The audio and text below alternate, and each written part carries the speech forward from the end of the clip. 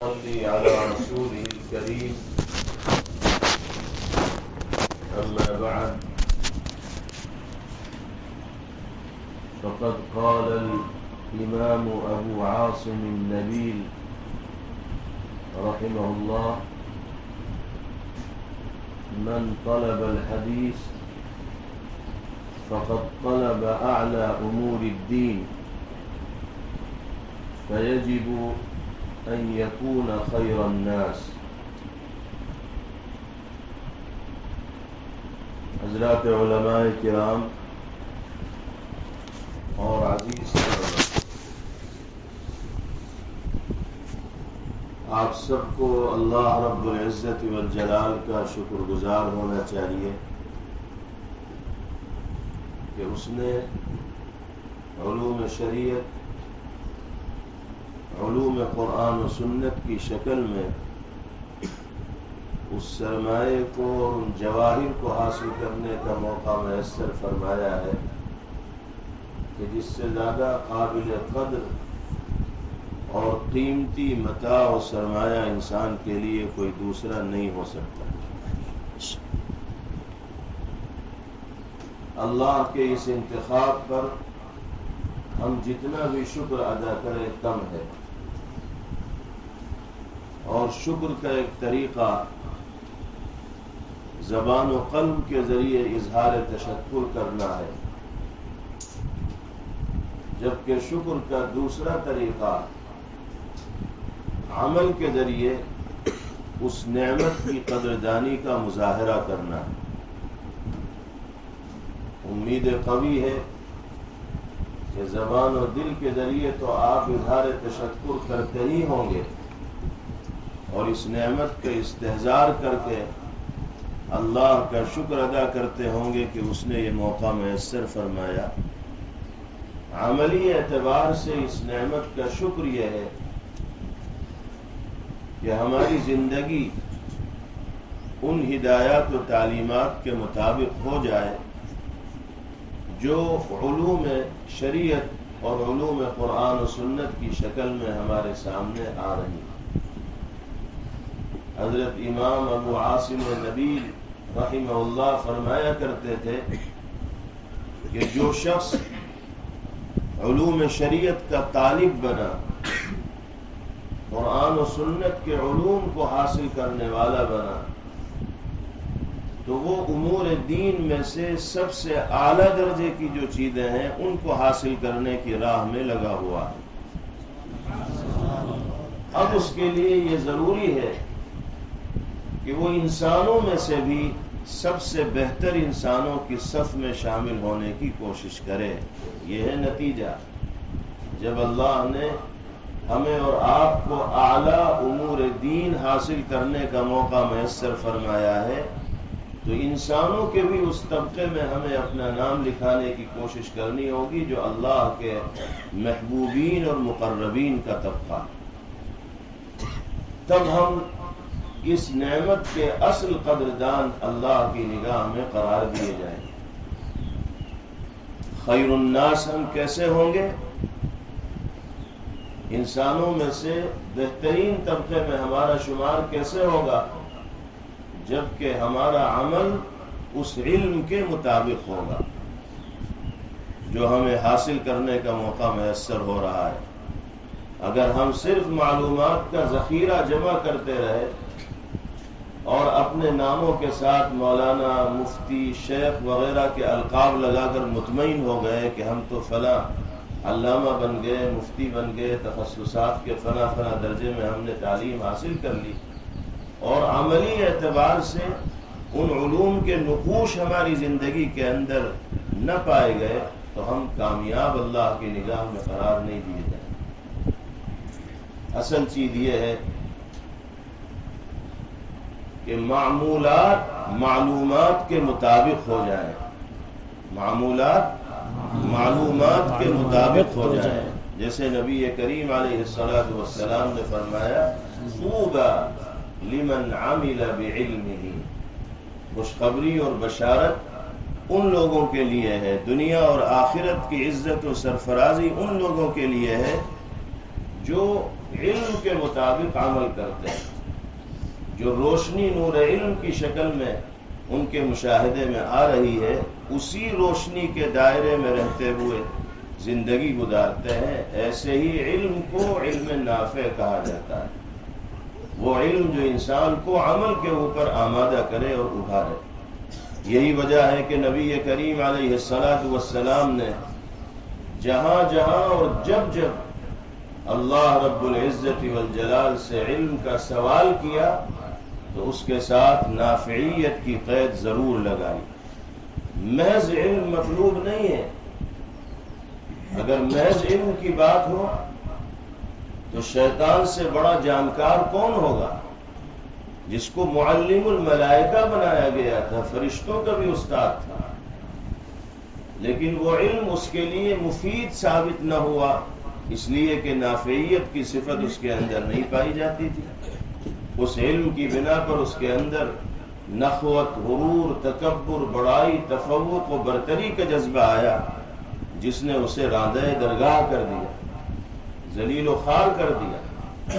چونکہ علم اعلیٰ چیز ہے، بہترین سرمایہ ہے، اس لیے جس انسان کے پاس یہ علم آتا ہے تو کچھ تفوق و برتری کا جذبہ بھی دماغ کے اندر پیدا ہوتا ہے، اور آدمی یہ سوچنے لگتا ہے کہ میں تو دوسروں کے مقابلے میں برتر ہو گیا۔ اس پر قابو پانے کی ضرورت ہے۔ جو علم نافع ہوگا وہ عالم کو متواضع بنائے گا، اور جس علم کے اندر نافعیت نہیں ہوگی تو اس کی وجہ سے غرور و کبر کے جذبات دل کے اندر پیدا ہوں گے، جو اللہ کو قطعاً ناپسند ہے۔ تو محض علم مطلوب نہیں ہے، نافع علم مطلوب ہے۔ نبی کریم علیہ الصلاۃ والسلام یہی دعا فرماتے تھے، اللہم انی اسألک علما نافعا، اے اللہ میں آپ سے علم نافع کا طالب ہوں۔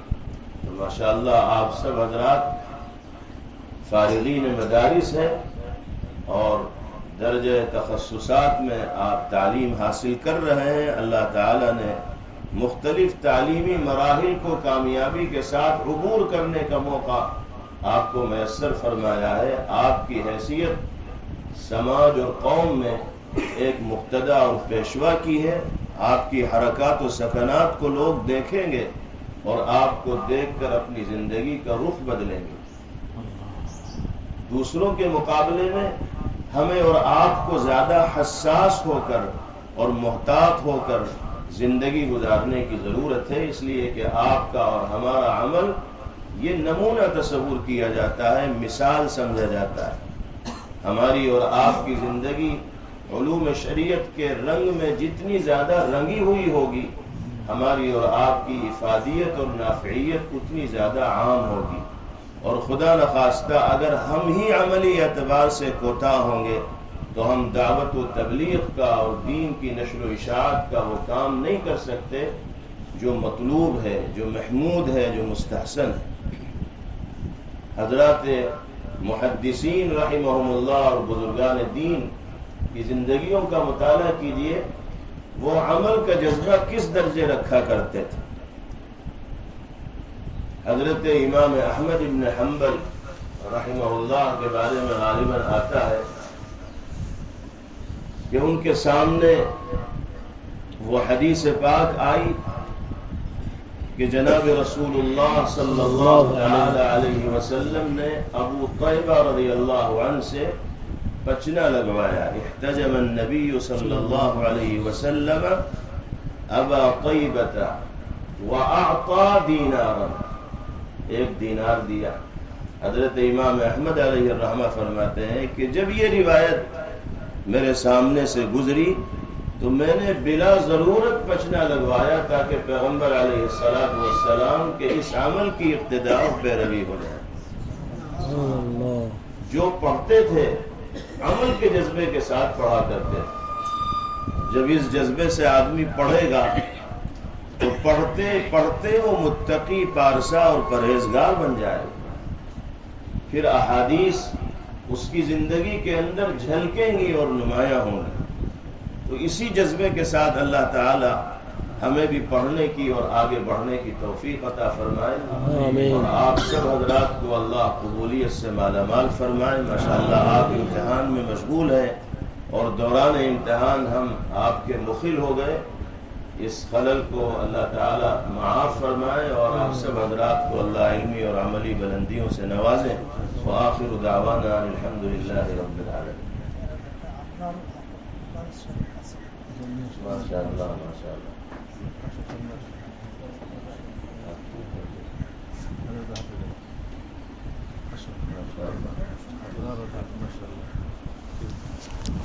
अभी जागना शुरू करेंगे।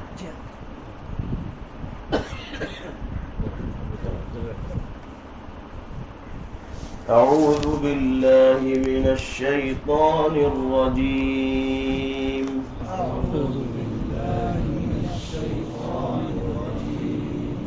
بسم الله الرحمن الرحيم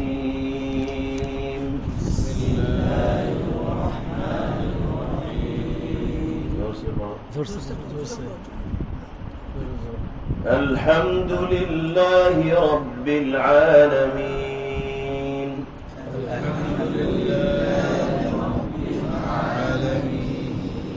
الرحمن الرحيم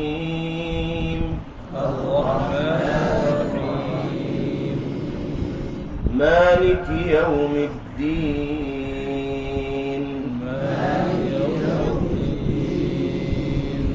إياك نعبد وإياك نستعين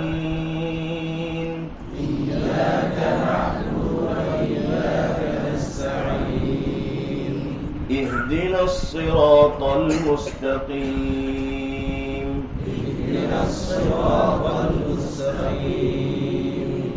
صراط الذين أنعمت عليهم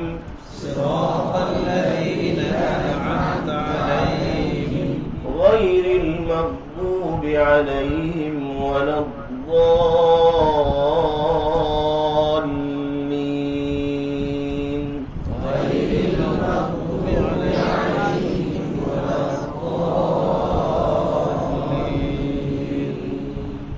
بسم الله الرحمن الرحيم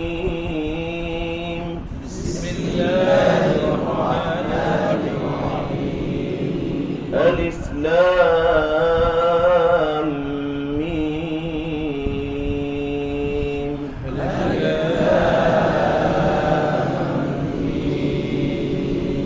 ذلك الكتاب لا ريب فيه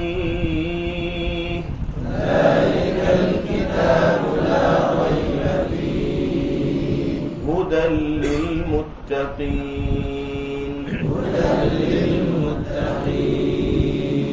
الذين يؤمنون بالغيب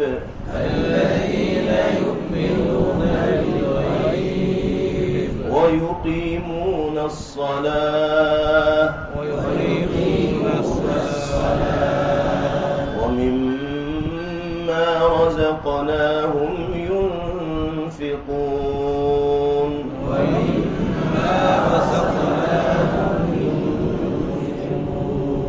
والذين يؤمنون بما أنزل إليك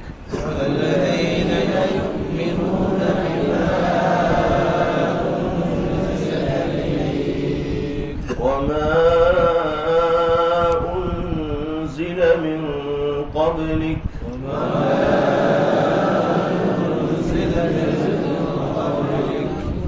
وبالآخرة هم يوقنون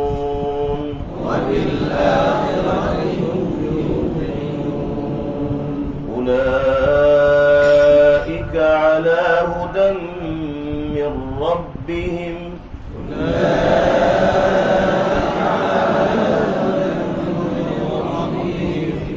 وأولئك هم المفلحون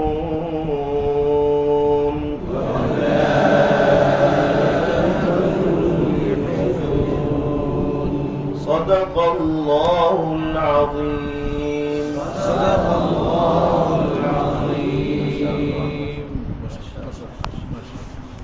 اللهم لك الحمد كله ولك الشكر كله اللهم لا نحصي ثناء عليك أنت كما أثنيت على نفسك اللهم صل وسلم وبارك على سيدنا ونبينا ومولانا محمد وعلى آله وصحبه كما تحب وترضى عدد ما تحب وترضى اللهم إنا نسألك علما نافعا وعملا صالحا متقبلا ورزقا واسعا حلالا طيبا وشفاء من كل داء وسقم رب زدني علما رب زدني علما رب زدني علما یا اللہ محض اپنے فضل و کرم سے ہم سب کے گناہوں کو معاف فرمائے علم نافع عطا فرمائے عمل صالح کی دولت سے ہم سب کو مالا مال فرمائے یا اللہ علوم شریعت میں مہارت و کمال ہم سب کو عطا فرمائے علمی تقاضوں پر عمل ہمارے لیے آسان فرمائے اے اللہ اس مدرسے کو مدرسے کے منتظمین و اساتذہ طلبہ و معاونین سب کو اپنی بارگاہ میں قبول فرمائے یا اللہ یہ عزیز طلبہ جو امتحان میں مشغول ہیں ان کو اعلیٰ نمبرات سے کامیابی عطا فرمائے دونوں جہاں کے ہر امتحان میں بہترین کامیابیوں سے مالامال فرمائے ان احباب کو عزت و عافیت و سرفرازی نصیب فرمائیے اور عملی میدان میں دینی خدمات کو حسن و خوبی کے ساتھ انجام دینے کی توفیق عطا فرمائیے اے اللہ ہم میں جو بیمار ہوں سب کو شفا عطا فرمائیے مرحومین کی مغفرت فرمائیے اور ہم سب کی جائز ضروریات پوری فرمائیے اللہم اغفر لنا ولوالدینا وللمؤمنین والمؤمنات والمسلمین والمسلمات الاحیاء منهم والاموات انك سمیع قریب مجیب للدعوات یا رب العالمین یا اللہ جس چھوٹے سے بچے نے قرآن پاک شروع کیا ہے اس بچے کے لیے تکمیل کو آسان فرما یا اللہ بہترین انداز میں پڑھنے کی اور آیات قرآنیہ کو یاد رکھنے کی اس کے معانی اور مفاہیم کو سمجھنے کی اور تقاضوں پر عمل کرنے کی توفیق عطا فرما وصلی اللہ تعالی علی خیر خلقہ